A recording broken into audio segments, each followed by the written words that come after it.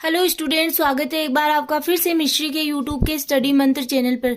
आज हम स्टडी करने वाले हैं international efforts and Indian initiatives. इसका मीनिंग होता है कि अंतर्राष्ट्रीय प्रयास एंड भारतीय पहल। तो इसके ऊपर आज हम डिस्कस करने वाले हैं। बहुत ही इजी सा टॉपिक है क्योंकि इसके अंतर्गत कई सारी ऑर्गेनाइजेशन सम्मिलित है जिनके ऊपर लगभग के ऊपर हम पीछे भी स्टडी कर चुके, तो आपको इजीली ही ये टॉपिक लर्न हो जाएगा।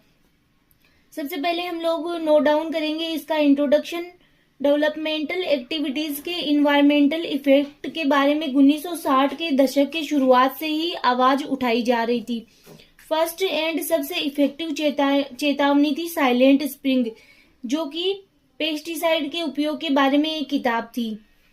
1970 का जो डिकेड है उसके अंतर्गत रेस्पॉन्स एंड एक्शन का युग था। सबसे प्रभावशाली रिएक्शन 1972 की यूनाइटेड नेशन कॉन्फ्रेंस थी। 1980 में IUCN and WWF world wide fund for nature द्वारा वर्ल्ड कंजर्वेशन स्ट्रेटजी पब्लिश की गई।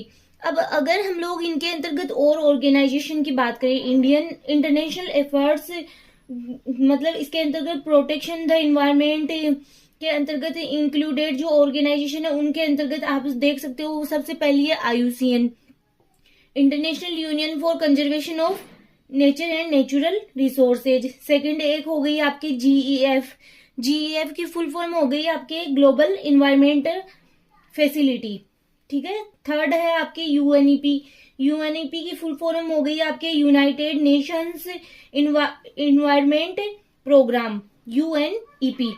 फिर आपके WWF है, एक क्योटो प्रोटोकॉल है, ये भी इसके अंतर्गत ही आ जाता है, जो एक प्रकार का एग्रीमेंट है जो कि इंटरनेशनल एग्रीमेंट है जिसके अंतर्गत रिड्यूस कार्बन डाइऑक्साइड को रिड्यूस करने के लिए ये प्रोटोकॉल किया गया। नेक्स्ट है आपके इंटरनेशनल इन्वायरमेंटल लॉ के विकास का एनालिसिस करने से हमें ग्लोबल, रीजनल या एंडेमिक स्थानीय लेवल पर, लोकल लेवल पर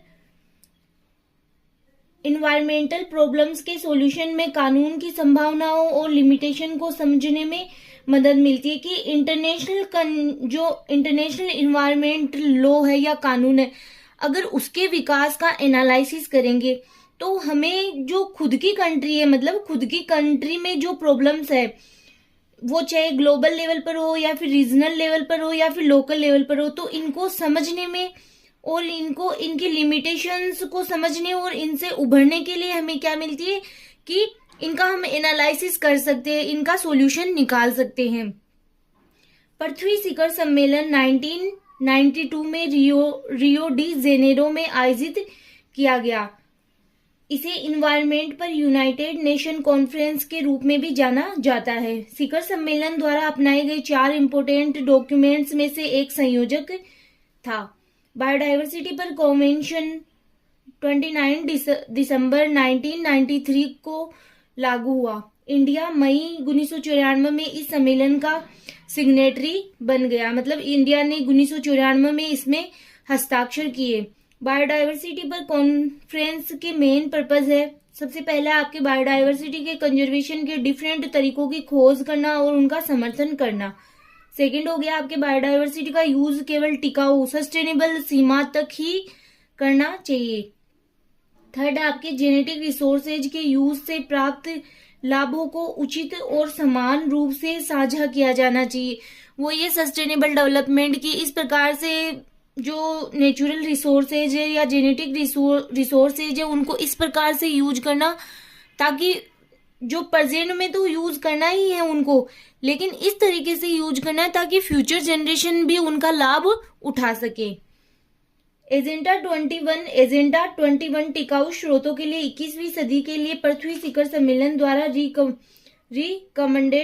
रिकमेंडेड है। इसके बाद सस्टेनेबल डेवलपमेंट पर विश्व शिखर सम्मेलन 2002 में जोहान्सबर्ग, साउथ अफ्रीका में आयोजित किया गया। अब आपके इंडियन इनिशिएटिव्स, भारतीय पहल के अंतर्गत क्या क्या है आपके इंडिया में स्वतंत्रता पूर्व काल से ही कई विधायी उपाय किए गए, जैसे इंडियन फिशरीज एक्ट है 1897 1897, द इंडियन पोर्ट एक्ट है 1907, बंगाल स्मोक एक्ट हो गया 1905, द मोटर व्हीकल्स एक्ट 1938। ये सारे स्वतंत्रता पूर्व से ही ये सारे उपाय किए गए, मतलब ये एक्ट लागू किए जा चुके हैं। फिर ग्लोबल लेवल पर इन्वायरमेंट कंजर्वेशन के बारे में वास्तविक जागरूकता को जून 1972 में स्टॉकहोल्म के में आयोजित ह्यूमन इन्वायरमेंट पर यूनाइटेड नेशन कॉन्फ्रेंस में मान्यता दी गई थी। इंडिया के कॉन्स्टिट्यूशन संविधान में स्पष्ट रूप से कहा गया है कि इन्वायरमेंट की रक्षा एंड प्रोटेक्शन करना एंड देश के फॉरेस्ट एंड वाइल्ड लाइफ की रक्षा करना राज्य का कर्तव्य है। तो ये तो इंडिया के कॉन्स्टिट्यूशन में भी लिखा हुआ है, इंडिया के संविधान में भी। इंडिया में इन्वायरमेंट डिपार्टमेंट की स्थापना 1980 में हुई थी। यह बाद में 1985 में हुई थी और 1985 में ministry of environment and forest बन गया था, मतलब इसको चेंज कर दिया गया था इस डिपार्टमेंट को। फिर आपके एफर्ट्स इन इंडिया में क्या क्या प्रयास किए गए। The environment protection act 1986 to protect and improve environment quality control and reduce pollution from all sources. 1989 में द ऑब्जेक्टिव ऑफ, ये हो गया आपके हजरदोस। अब हजरदोस ये एक न्यू वर्ड है, इसका मीनिंग होता है जैसे कि खतरनाक है या फिर जो जोखिम भरा।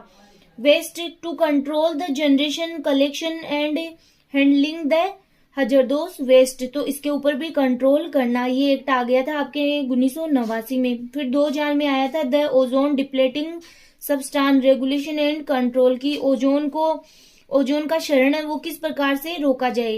Regulation of production and consumption of ozone depleting substance. फिर 2002 द बायोलॉजिकल डाइवर्सिटी एक्ट आ गया था 2002 में, to provide for the sustainable use and conservation of biological diversity. 2010 में आ गया आपके wetland conservation act and management rules, protection of wetlands को प्रोटेक्शन करना। अब वेटलैंड क्या होते हैं उनको हम डीपली स्टडी भी कर चुके हैं इसके ऊपर।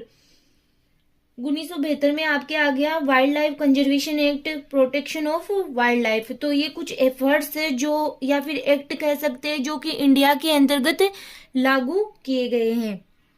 तो ये था आज का आपका टॉपिक। ये है आपके Indian international efforts and Indian initiatives, जो यहीं पे ही कंप्लीट होता है। आज के लिए इतना ही। नेक्स्ट लेक्चर में नए टॉपिक के साथ